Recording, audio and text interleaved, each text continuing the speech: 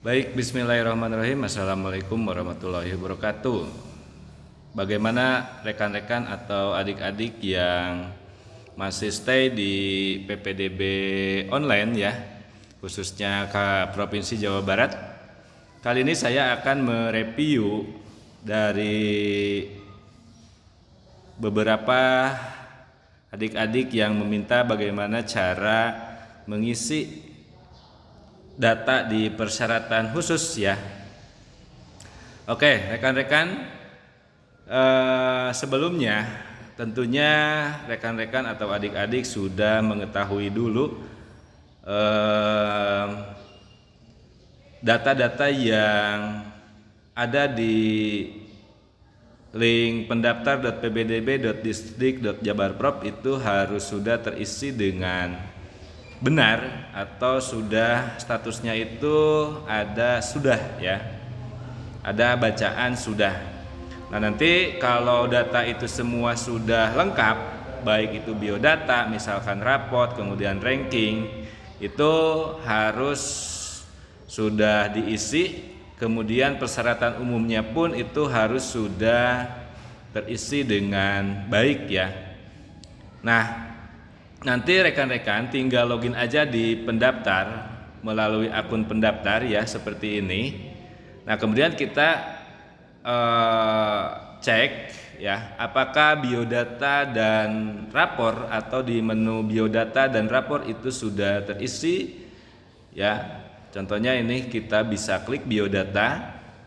Nah, biodata itu sudah benar atau tidak ya. Nah, kalau sudah benar kita cek raportnya. Nah, raportnya juga sudah terisi. Kemudian ranking. Apakah rankingnya itu sudah terisi beserta nilai total ranking 1 ya. Ya, ini lumayan. Nah, kebetulan di sini belum ya. Karena kenapa si Aditya ini tidak mendaftar melalui jalur rapor, maka oleh pihak sekolah atau operator tidak dimasukkan total nilai ranking satunya. Oh udah ya, udah maaf, udah. Nah, kita klik persyaratan umumnya. Apakah persyaratan umumnya sudah terisi? Oh, ternyata sudah diisi ya. Nah, kalau sudah terisi artinya muncul di data data bawah. Kemudian di sana ada tulisan sesuai ya. Nah, kalau sudah terisi ini artinya sudah dilakukan, maka kita langsung ke persyaratan khusus ya. Untuk persyaratan khusus ini sesuai dengan jalur yang kita pilih. Contohnya yang pertama itu adalah jalur ABK. Nah, contoh misalkan jenjang pendaftaran SMA itu kita pilih jalur ABK. Kita ini file persyaratannya itu surat asli diagnosa atau penilaian kebutuhan khusus gitu ya. Nah, filenya itu harus asli dan usahakan itu kurang dari 1 MB ya, dalam bentuk file PDF atau JPG ya. Nah, kemudian ketika diklik upload itu ada tanda checklist, dan setelah tanda checklist kita simpan. Untuk jalur yang kedua yaitu jalur KETM ya. Rekan-rekan yang memiliki kartu berupa KIP, KIS, KKS ataupun PKH itu bisa dijadikan suatu syarat untuk daftar jalur KETM ya. Nah, di sini sama ya. Kartunya itu yang di-scan adalah kartu asli, tidak fotokopi artinya gitu ya. Nah, namun kita cek dulu apakah data terpadu kesejahteraan sosial itu sudah terdaftar atau belum. Itu bisa dicek datanya di sana. Klik cek, nantinya akan muncul di sana terdaftar. Nah, kalau sudah terdaftar baru artinya rekan-rekan itu sudah di kesejahteraan sosialnya sudah terdaftar. Nah, baru kita klik di sana file ya. Nah, filenya itu berupa PDF atau JPG. Nah, kalau misalkan rekan-rekan itu banyak memiliki kartunya, semuanya upload saja ya. Silakan scan satu persatu kemudian dalam satu file kan, atau semua file di scan seperti ini 4 kartunya kemudian di scan dengan format PDF ya. Nah gitu. Nah kalau sudah seperti itu di scan, nantinya kita upload ya berupa klik di sini. Nah nanti file yang tadi disimpan di mana ya. Nah misalnya itu KETM, filenya itu harus kurang dari 1 MB, lalu kita klik open. Nah nanti ada tanda checklist, artinya upload sudah berhasil ya. Nah kemudian kalau sudah berhasil tinggal klik simpan. Untuk yang ketiga di pengisian persyaratan khusus, yaitu untuk kondisi tertentu, ini biasanya itu adalah syarat-syarat dari desa ya.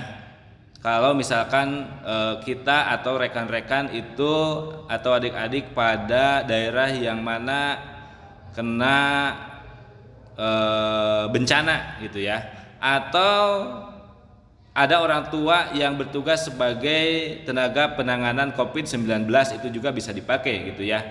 Nah itu tentunya scanan asli kemudian di-upload seperti ini ya. Kemudian kita open. Nah di sini ada tanda centang, artinya uploadan untuk data tersebut sudah selesai. Pengisian persyaratan khusus yang keempat yaitu jalur perpindahan orang tua atau anak guru ya.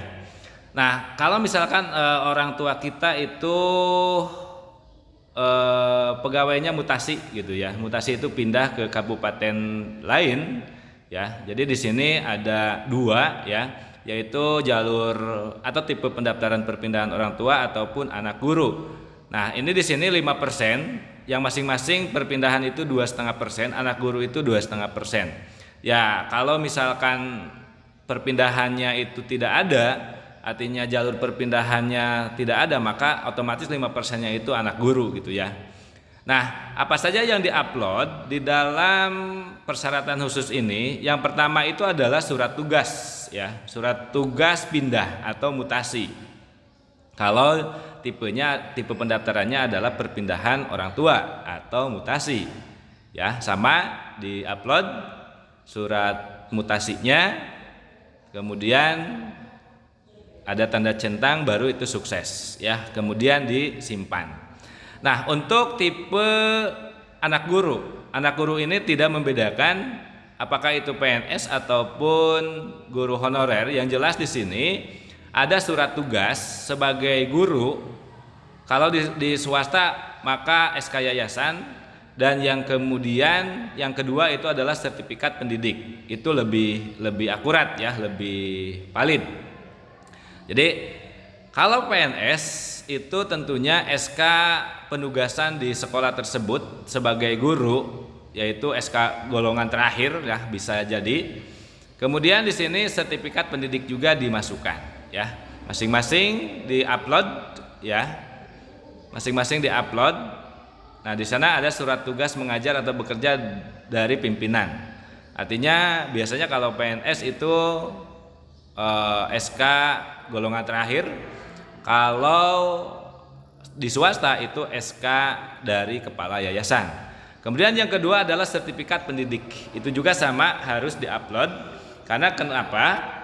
Nah untuk memperkuat bahwa kita ini atau adik-adik itu adalah anak dari seorang guru ya. Nah itu sama diupload. Contohnya ini ada Bu Nunung misalnya. Nah itu kalau sudah selesai semuanya baru kita klik simpan ya. Nah jangan lupa kalau mau men-scan ya, supaya filenya kecil itu resolusinya adalah 100 dpi ya maksimal. Itu bentuknya adalah JPG atau PDF ya, bisa JPG atau PDF.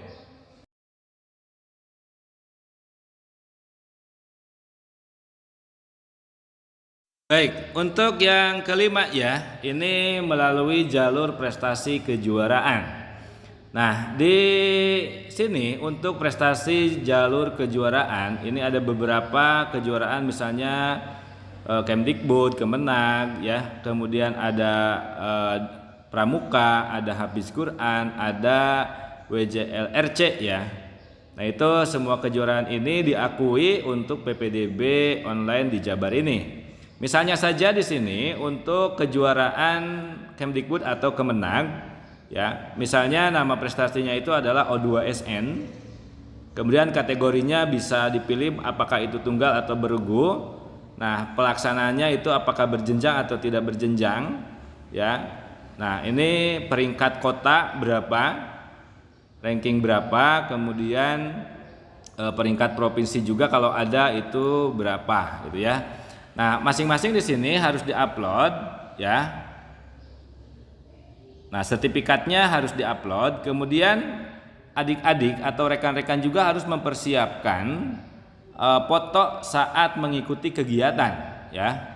Foto saat mengikuti kegiatan, kemudian foto pada saat menerima atau memegang bukti penghargaan, baik itu piagam ataupun piala ya. Itu harus ada. Jadi 3 file sertifikat, kemudian foto kegiatan pelaksanaannya lagi bertanding, kemudian pengangkatan trofi, dan terakhir adalah ada link YouTube gitulah, ada link YouTube. Nah, itu kalau sudah semua diupload maka disimpan. Untuk jalur yang keenam yaitu prestasi rapor. Di SMA itu ada jalur prestasi rapor. Nah, rekan-rekan ini dipastikan bahwa nilai-nilai raport yang ada dari semester 1 sampai 6 sudah terupload, kemudian rankingnya juga sudah terupload. Dan saya sarankan untuk rekan-rekan atau adik-adik yang memiliki nilai angka 75 ke atas ini lebih baik melalui jalur prestasi raport dulu sebelum ke jalur zonasi ya. Jadi kalau misalkan jalur raportnya tidak diterima, maka kita bisa pilihan yang keduanya itu nanti ke jalur zonasi gitu ya. Nah, kalau sudah terisi maka di sini kita boleh menyimpannya ya. Kalau sudah terisi nilai semua mapel yang ada di sini dipinta dari semester 1 sampai semester 5, kemudian kita simpan ya. Nah, itu jadi jangan harap misalkan kalau prestasi lapor kita pilih kemudian nilai raportnya di bawah 75 ya, jangan harap itu bisa lolos. Karena kenapa? Ya, syarat yang harus kita lihat di jalur raport ini itu minimal 75 sehingga ada kemungkinan untuk lolos. Kalau tidak, ya kita nanti bisa jalur zonasi untuk SMA. Karena di jalur zonasi itu kemungkinan besar banyak yaitu 50%. Ya, itu jadi kalau sudah nilai dan rankingnya muncul, artinya sudah diisi oleh operator, maka kita klik simpan. Selanjutnya di jenjang pendaftaran SMK, di sini ada yang beda yaitu prestasi raport unggulan dengan prioritas jarak ya, sudah muncul untuk jenjang SMK. Nah, sebelumnya di SMA itu prestasi raport saja, kalau di SMK itu prestasi raport unggulan. Yang dimaksud prestasi raport unggulan ini adalah nilainya itu minimal 80. Jadi ketika si siswa itu melanjutkan ke SMK dengan jalur prestasi raport unggulan, nah kemungkinan si anak itu nantinya kalau sudah keluar nanti akan ditarik oleh perusahaan-perusahaan yang sudah bekerja sama dengan SMK tersebut ya. Nah, syaratnya di prestasi raport unggulan itu adalah minimal 80 rata-ratanya. Oke, kalau sudah terisi semuanya maka kita klik simpan. Selanjutnya yang terakhir itu adalah jalur zonasi atau jalur jarak ya, untuk mengisi persyaratan khusus ketika mendaftar di SMA atau SMK ya. Nah, tentukan titik koordinat yang terpenting di sini adalah titik koordinat artinya rekan-rekan kalau misalkan jaraknya itu lebih dari 2000 meter atau 2 kilo, jangan dipaksakan ya, jangan dipaksakan untuk mendaftar jalur zonasi. Karena di jalur 2 km itu sudah pasti banyak yang mendaftar melalui zonasi. Makanya diusahakan titik koordinatnya itu pas ya untuk jalur prioritas jarak atau zonasi, di mana tikornya itu sangat menentukan nanti ya. Nah, di video-video sebelumnya saya sudah mereview bagaimana cara menentukan titik koordinat yang pas ya.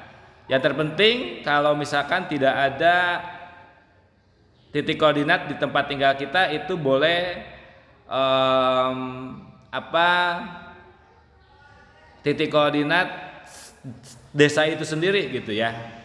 Nah, itu cara menentukan pilihan atau mengisi persyaratan khusus untuk jalur zonasi ya. Itu ya. Nah, oke, terima kasih rekan-rekan. Itu review dari cara mengisi persyaratan khusus ya. Semoga ini bisa membantu. Terima kasih. Wassalamualaikum warahmatullahi wabarakatuh.